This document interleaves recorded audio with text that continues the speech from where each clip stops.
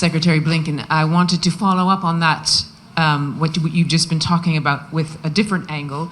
You say that you're not asking Central Asian countries to choose between the US and Russia or between the US and China, but you are asking them to divert trade routes away from Russia and China. So isn't this a new version of the Great Game, which has historical resonance here, as I'm sure you're aware? And if I might add briefly, you spoke quite positively about the reforms of the president. Did you also perhaps advise him against trying to change the constitution so that he can extend his term? Thank you. Thanks, Barbara.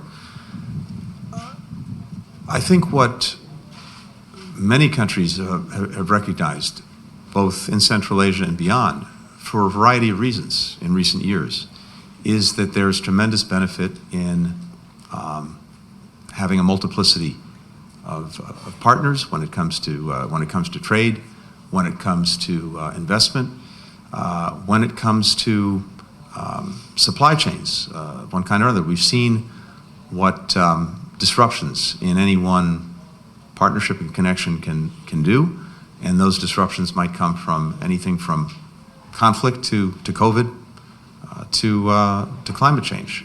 So this experience, I think, is causing countries to look very hard at where they may have dependencies, and it's in their interest, I think, to find ways to diversify, multiply, expand their relationships, their partnerships, including when it comes to trade and investment.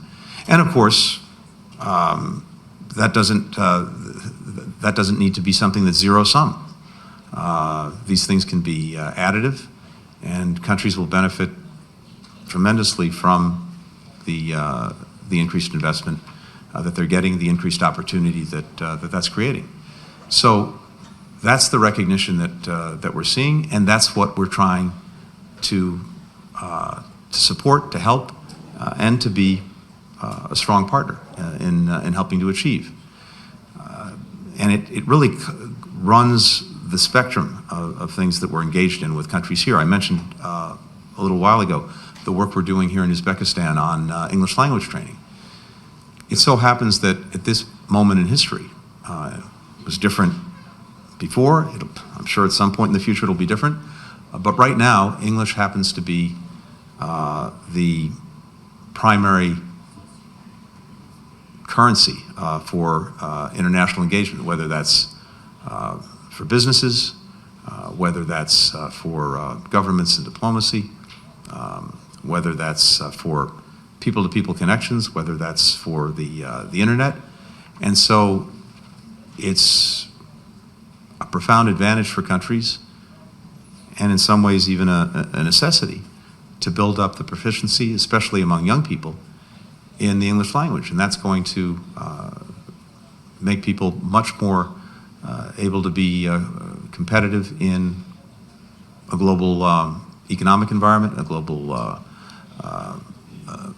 world in which, as I said, English is right now the main connective tissue. So that's just one way in which we're helping to put countries in a position where they can very effectively diversify their contacts, their connections, their work with other countries.